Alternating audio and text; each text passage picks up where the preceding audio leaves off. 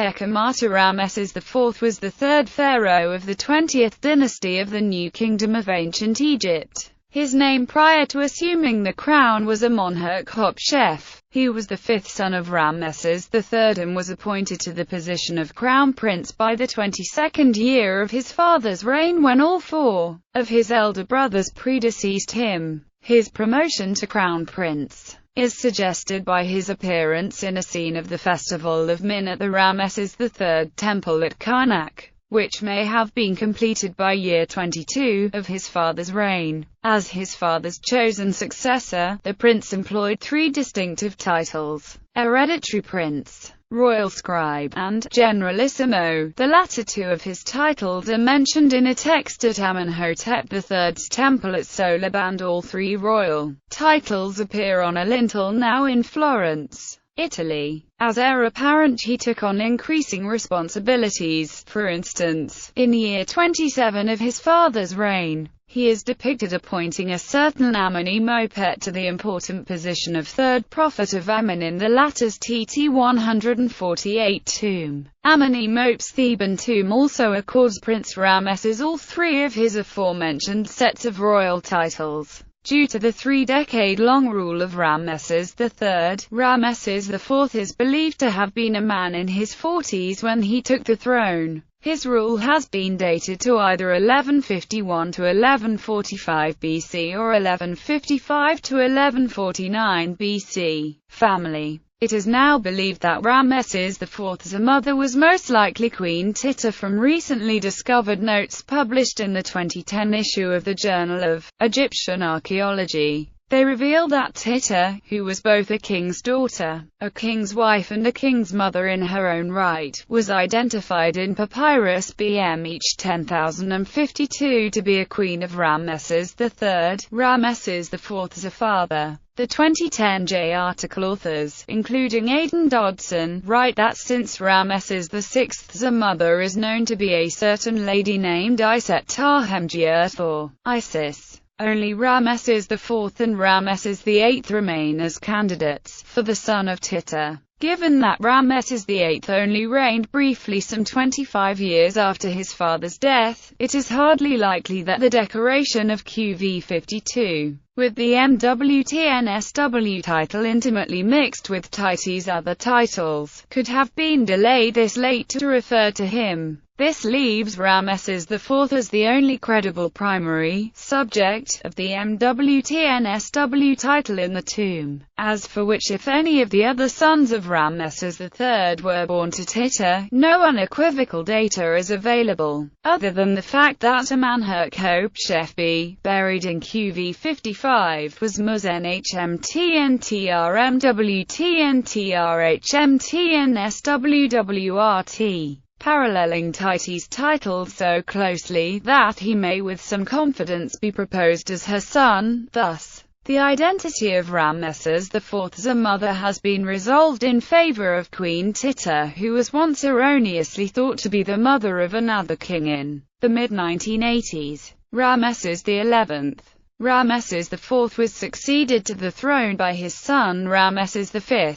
Projects. Ramesses came to the throne in difficult circumstances. A plot by one of his father's secondary wives, Tia, to establish her own son, Pentawir, on the throne led to an assassination attempt on his father Ramesses III. The king was badly wounded, and died soon after. Ramesses IV, however, was able to secure himself on the throne, and had the conspirators arrested and executed. At the start of his reign, the pharaoh initiated a substantial building campaign program on the scale of Ramesses II by doubling the size of the work gangs at Deir el-Medina to a total of 120 men and dispatching numerous expeditions to the stone quarries of Wadi Hammamet and the turquoise mines of the Sinai. The Great Rock Stela of Ramesses IV at Wadi Hammamet records that the largest expedition, dated to his year 3. Third month of Shemu Day 27, consisted of 8,368 men alone, including 5,000 soldiers, 2,000 personnel of the Ammon temples, 800 Apiru and 130 stonemasons and quarrymen under the personal command of the high priest of Ammon, Ramesses IV.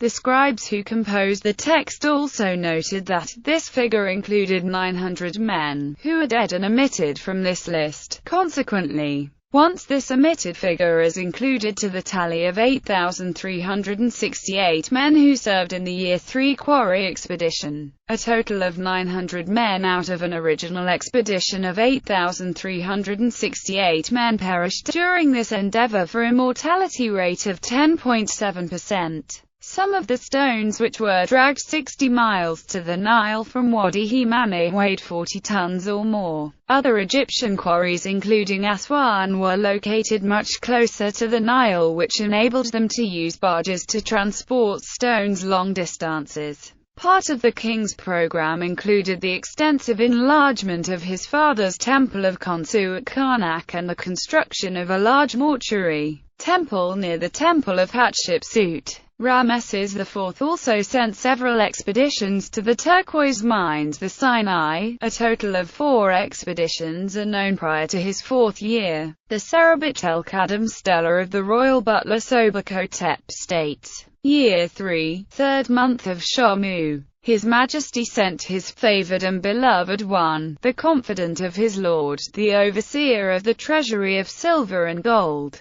chief of the secrets of the august palace, Sobekotep, justified, to bring for him all that his heart desired of turquoise. His 4th expedition. This expedition dates to either Ramesses III or IV's reign, since Sobekotep is attested in office until at least the reign of Ramesses V. Ramesses IV's final venture to the turquoise mines of the Sinai is documented by the stela of a senior army scribe named Panafer. Panafer states that this expedition's mission was both to procure turquoise and to establish a cult chapel of King Ramesses IV at the Hathor Temple of Serabit el-Kadam. The stela reads, Year 5, 2nd month of Shamu, i.e., summer, the sending by His Majesty less than to greater than build the mansion of millions of years of Ramesses IV in the Temple of Hathor, Lady of Turquoise, by Panafer, the scribe of the command of the army, son of Peri, justified. While little is known regarding the route that the mining missions took from Egypt to Serabit el-Kadam in the Sinai, A.J. Pedden, who wrote a biography of Ramesses IV's reign in 1994, states that there were 2 obvious routes to reach this site. The first was a straightforward march from a delta base, such as Memphis, east-southeast and then south into Sinai.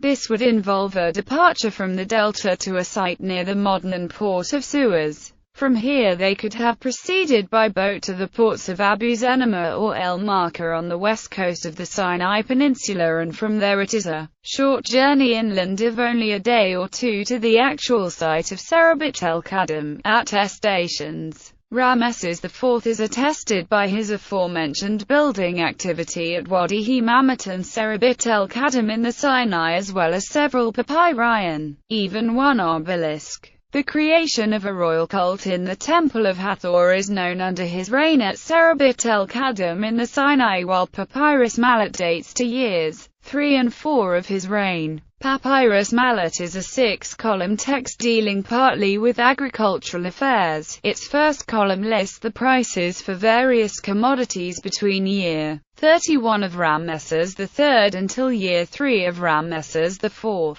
The final 4 columns contain a memorandum of 2 letters composed by the superintendent of cattle of the estate of Amen-Re, Bakenkons, to several mid-level administrators and their subordinates. Meanwhile, surviving monuments of Ramesses IV in the Delta consist of an obelisk recovered in Cairo and a pair of his cartouches found on a pylon gateway, both originally from Heliopolis. The most important document to survive from this pharaoh's rule is Papyrus Harris I, which honors the life of his father, Ramesses III, by listing the latter's many accomplishments and gifts to the temples of Egypt, and the Turin Papyrus, the earliest known geologic map. Ramesses IV was perhaps the last New Kingdom king to engage in large-scale monumental building after his father, as there was a marked decline in temple building even during the longer reigns of Ramesses IX and Vi. The only apparent exception was the attempt of Ramesses V and Vi to continue the vast and uncompleted mortuary temple of Ramesses IV at the Assasif death. Despite Ramesses IV's many endeavors for the gods and his prayer to Osiris, preserved on a year 4 Stela at Abydos, that "Thou shalt give me the great age with a long reign, as my predecessor," the king did not live long enough to accomplish his ambitious goals.